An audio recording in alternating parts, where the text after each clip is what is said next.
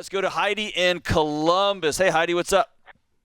Hi, Dr. John and Rachel. Thanks for taking my call. You got it. What's up? So I have a question. The show that you did, Dr. John, about the gaslighting, I literally listened to it, and then I ran it down to my husband, and I said, you have to listen to this, because honestly, it helped me finally figure out the relationship problems I have with my family. I came from a family that, honestly, they gaslighted me. Like, everything I wanted to do, they'd always put me down.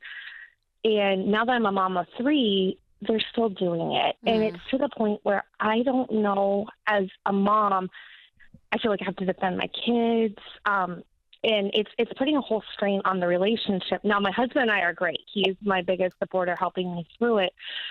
We live a couple hours away. They came down to visit last week, and my kids were so afraid.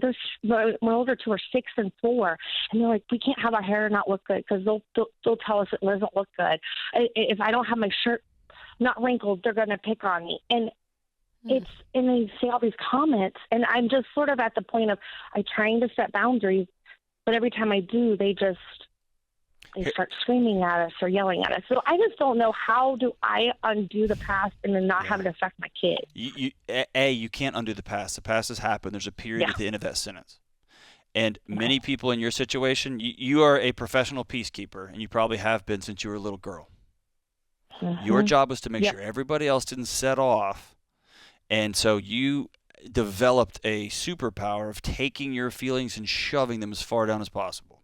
And when you do that, you internalize their feelings, and you become the regulator for their feelings. And any negative feelings they have, they blame it on you. Am I right?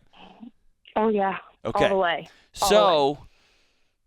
There is no unwinding that. That happened. There's a period at the end of that sentence, and any amount of energy you spend trying to go edit that sentence that's already been written is energy you're taking away from your husband, energy you're taking away from your kids, and energy you're taking away from yourself. It's a waste of time. Don't do it.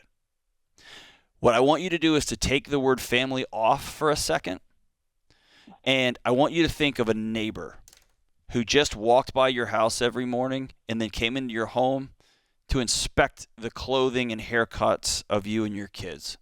How long would you put up with that?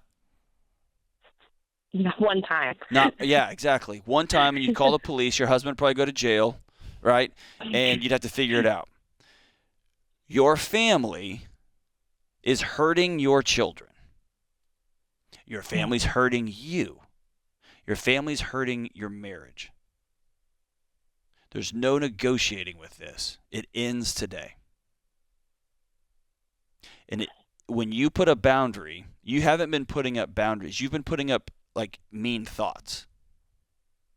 Right? Because you've just been thinking mean things. You have imaginary conversations with them in the shower, right? Where I'm going to tell them and you never actually do, right? Or you hint around it. Am I right? Oh, yeah. Yes. Yeah. It stops today. And here's what a boundary is.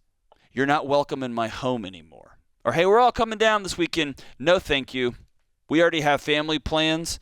We'll holler back at you. I don't owe you an explanation. I don't owe you a why. And when they start yelling at you, here's the coolest thing. It's not on every phone, but my phone has this feature called off. I just hang it up. Can I ask a question? You can.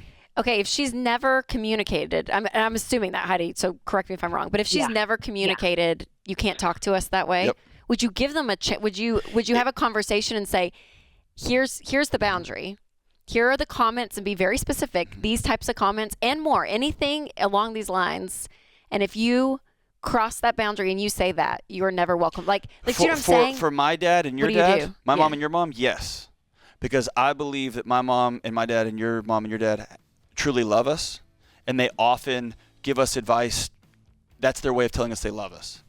Tell me if I'm wrong here, Heidi, but this sounds like your family's predatory. Yeah. Okay. Yeah. Okay. They don't. Sadly, they don't want to hear if there's anything wrong. It's always like, well, that's your fault. And okay. Exactly. My in-laws are a total different story. You could sit them down and they would want to make that change. Okay. Yep. There you go. It's so sorry, Heidi. It's hard. You're going to have to grieve it because this isn't what you wanted. You wanted grandkids and grandparents and Christmases, and it's not going to happen.